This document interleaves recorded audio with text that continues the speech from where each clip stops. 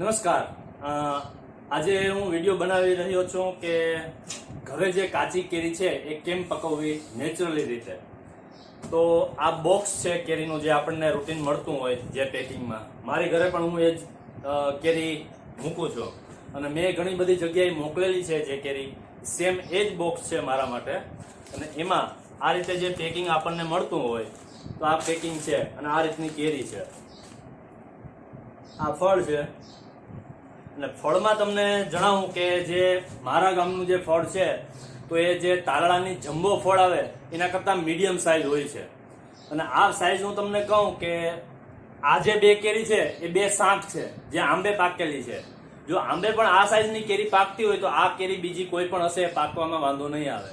અને પ્લસ જે જમ્બો કેરી હશે એની સાઇઝમાં જે ફેર છે અમારી જે કેરી છે અહીંયાની તેમાં ટેસ્ટમાં પણ ફરક છે. અહીંયાનું જે કેરીનું ફળ હશે એ સાઇઝ ભલે મીડિયમ હોય પણ એની ટેસ્ટમાં ક્વોલિટી જળવાઈ રહેલી છે. મીઠો ટેસ્ટ મળશે જે આ જે કેરી છે અમારી જુનાગઢની એમાં. હવે આ જે શાંખો છે આ પાકેલી છે આ સુધારીનું બતાવીશ પણ લાસ્ટમાં. અત્યારે ઘરે કાચી કેરી આપણને જે મળે છે તો તેને કઈ રીતે સ્ટોર કરવી અને નેચરલી રીતે કેમ પાકે તો તે માટે જે બોક્સ આવેલું છે તો તેમાં આ રીતના આના દાંડલા પણ હશે અને આમાંથી જે ચીર છે આપણે અહીંયાની ભાષામાં અમે ચીડ કહીએ છીએ તો એના જે છાંટા ઉડે એ ન ઉડવા માટે આપણે કાળજી રાખવાની, મોઢામાં હાથમાં ન ઉડે, નહીંતર એ એસિડ જેવું કામ આપે છે, થોડું તતડે આપણી સ્કિન હશે એટલે એ પણ કાળજી રાખવાની. અને આ ક્વોલિટી કહું આમાં જે ડોટ દેખાય છે તો તે પાકવાની નિશાની છે કે જે આંબે કેરી હશે તો ક્યારે એને તોડવી, એકી સાથે આંબેથી તોડવામાં ન આવે. જે સિલેક્ટેડ કેરીઓ હોય જે વહેલી પાકે એમ હોય કે જે આંબા પર પાકી જાય એમ હોય તો એવી કેરીઓ ઉતારવામાં આવે. અને એ આ રીતની કેરી હોય છે એમાં ડોટ હોય છે હરેક કેરીમાં. આ રીતે એકદમ નાના નાના ડોટ દેખાય છે કે જે જાણકાર હોય એને ખબર પડે. અને પ્લસ આમાં જે રાખ જેવું દેખાય છે ભભૂત જેવું એ પણ એની નિશાની છે કે જે આપણે આંગળી ફેરવીએ તો એકદમ ગ્રીન દેખાય છે કેરી. કે જે આ વ્હાઈટ છે એ વ્હાઈટ દૂર થાય. એ નેચરલી છે, કંઈ કરેલું નથી. અને હું જે બોક્સ મોકલું છું તેમાં કાર્બન નહીં, સ્પ્રે નહીં, કંઈ પણ નહીં. જે આંબેથી પાકી ઉતારી અને બોક્સ પેક કરી અને તરત મોકલવામાં આવે છે. અને આજે છે 15 તારીખ 15 મે અને મેં ગઈકાલે 10 વાગે જે કેરી મોકલેલી હતી એ આજે 10 વાગે બરોડા પહોંચી ગઈ છે. હું કુરિયર થ્રુ મોકલાવું છું. તો હવે આપણે જોઈએ કે જે કેરીને ઘરમાં કઈ રીતે નેચરલ રીતે પકવવી. ક્યાંય પણ આ વિડીયો નથી, આ ખાસ જે મારા પાસેથી જે કેરી લીધેલી છે એના માટે. મારી પણ ક્વોલિટીની જે કેરી છે એની કિંમત ક્યારે થશે જ્યારે તમે સરખી રીતે દાબો નાખો. અમે આને દાબો કહીએ છીએ. તો એ રીતે તમે દાબો નાખો તો તમને સારો જે ઓરિજિનલ ટેસ્ટ છે તે મળશે. એના માટે અમે 2 કોથળા નીચે રાખેલા છે અને રૂમ એવો રાખવો કે જ્યાં ગરમી મળી શકે. કોર્નર છે, ખૂણો છે, એવી જગ્યા છે, બેડની નીચે છે તો એવી જગ્યાએ કે જ્યાં હવાની અવરજવર ઓછી થતી હોય. અને ખાસ એસી વાળા રૂમમાં નહીં રાખવાની. આને આપણે પૂરતી ગરમી આપવાની છે અને નેચરલી જે ગરમી મળે તેનાથી જે કેરી પાકે તો તેનો ટેસ્ટ એકદમ સરસ રહે છે. એના માટે નોર્મલી આપણા જે ઘરે છે એ ગરમ પાણી હશે તો તે થોડું ગરમ પાણી લઈ અને બધી કેરીને ગરમ પાણીમાં માઇલ્ડ ગરમ, એમ અતિશય ગરમ નહીં પણ માઇલ્ડ ગરમ, એ રીતે રાખી અને એ રીતે જે આ છે સામાન્ય જે ઉપરનું ચીડ ને બધું સાફ કરી અને નેપકિન કે જે હશે રૂમાલ એમાં લૂછી નાખવા.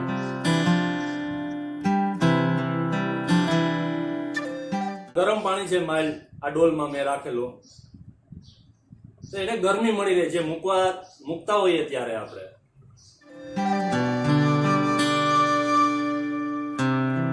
જ્યાં કેરી છે લૂછતા મૂકવાનું. એ પેલા અહીંયા જે પાથરવાની વાત છે તો તેમાં અમે 2 કોથળા મૂકેલા છે. એની જગ્યાએ શેતરંજી છે, કોઈ શોલ છે, કોઈ ચાદર છે તો એ રીતનું કંઈ પણ આપણે નીચે રાખી શકીએ. આ મેં રાખેલા છે ઉપર મૂકવા માટે અને બીજા કોથળા પણ છે કે જેટલી આપણે ગરમી આપી શકીએ તેટલી આપણે ગરમી આપવાની છે. એ રીતે આ ગોઠવતું જવાનું કે જે મેં માઇલ્ડ ગરમ પાણી છે એ ગરમ પાણીમાં પલાળેલી છે અને તેમાંથી કાઢતો નેપકિનથી લૂતો ગોઠવતો જાઉં છું. મેન ખાસ આ જે ચીડ છે એનું ધ્યાન રાખવાનું. કદાચ તોડવાનું થાય તો આ રીતે આનું દાંડલો હોય તો દૂર રાખીને આમ તોડી લેવું તો એ સહેલું રહેશે. પણ આપણા ચહેરામાં ન ઉડે, ખાસ ધ્યાન રાખવું એનું ચીડ.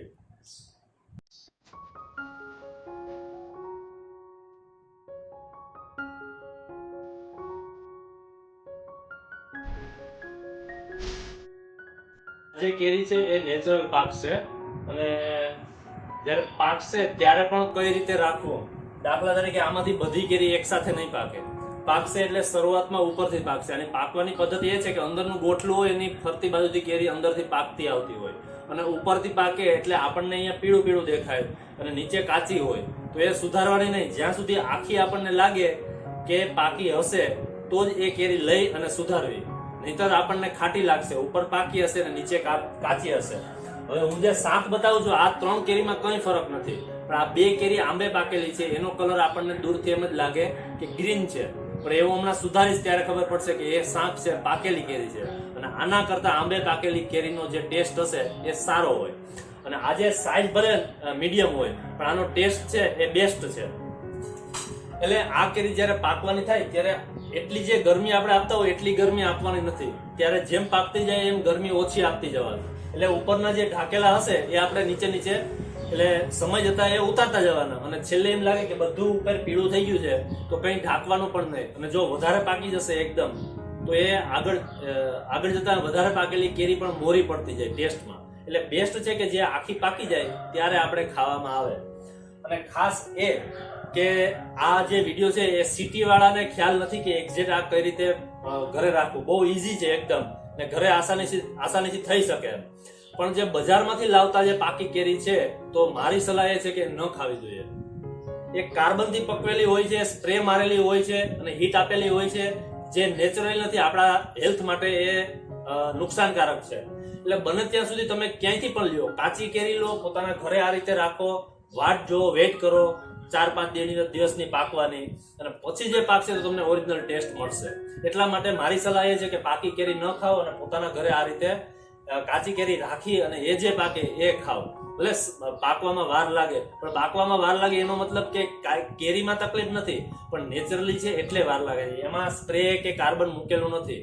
અને અમે પણ ફ્રેશ કેરી જે છે તે એ હોમ ડિલિવરી કરીએ છીએ.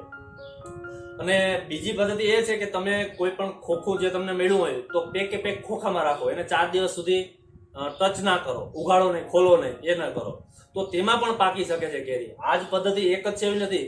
ઘણાના ગામ વાઇઝ, સિટી વાઇઝ પોતાની જે બોલા હોય એ મુજબ અલગ અલગ પદ્ધતિ હોય કેરીને પકવવાની. તો મેં આ જે અમારી જે પદ્ધતિ હતી એ સહેલી પદ્ધતિ એ કીધી છે. ગરમ પાણીનો મતલબ એ છે કે એને હીટ મળી જાય અને પાકવામાં થોડી પ્રોસેસ વહેલી થાય, એટલે વહેલી આપણને ખાવા મળે. એ પણ નેચરલ જ છે. ખોખામાં પણ પાકી શકે, આ રીતે પણ પાકી શકે અને આપણે તમને લાગતું હોય તો એ રીતે અલગ અલગ પણ એ કરી શકીએ. હવે પેક કઈ રીતે કરવું, કઈ નહીં, 2 નીચે મૂક્યા અને બીજું બાકી ઉપર મૂકી દેવાનું.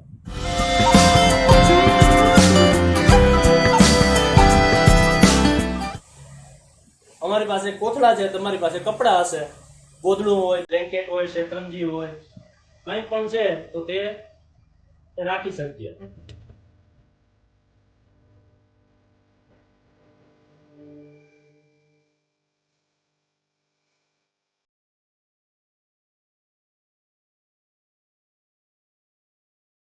આને અમે દાબો કહીએ છીએ. એટલે આ કમ્પ્લીટ થઈ ગઈ. હવે 4 દિવસ સુધી આપણે આને ઓપન નથી કરવાનું. જો એ વારંવાર ખોલ રાખીએ આપણે તો એને જે હીટ મળવી જોઈએ, ગરમી મળવી જોઈએ, મળે નહીં અને ઠંડી હવા મળ્યા રાખે તો પાકવામાં લેટ થાય. એટલે માટે આને આપણે 4 દિવસ સુધી જોવાનું જ નહીં, ઓછા નામે 5 દિવસ કરો તો પણ વાંધો નહીં અને 5 દિવસ પછી ધીરે ધીરે પાકતી થશે કેરી. હવે જે મારી જે આ શાક છે આંબે પાકેલી કેરી, એની હું તમને બતાવું કે જે લાગે છે કાચી એનો કલર ગ્રીન છે, તો અંદરથી કઈ રીતે પાકી નીકળે છે અને એનો ટેસ્ટ કઈ રીતે હોય છે.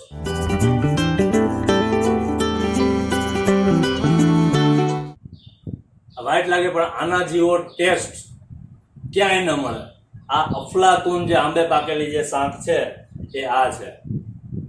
બહારથી કેવી ગ્રીન લાગે પણ આ જે આંબે પાકેલી કેરી છે ને આનો ટેસ્ટ છે અફલાતુન. આના જેવો ટેસ્ટ એક પણ ન થાય. અને થેન્ક યુ. આ વિડીયો મેં મારા જે ભાઈઓ છે એ માટે મૂકેલો છે. જેને ખબર છે એને વાંધો નથી, એ પણ જોઈને નોલેજ મળશે.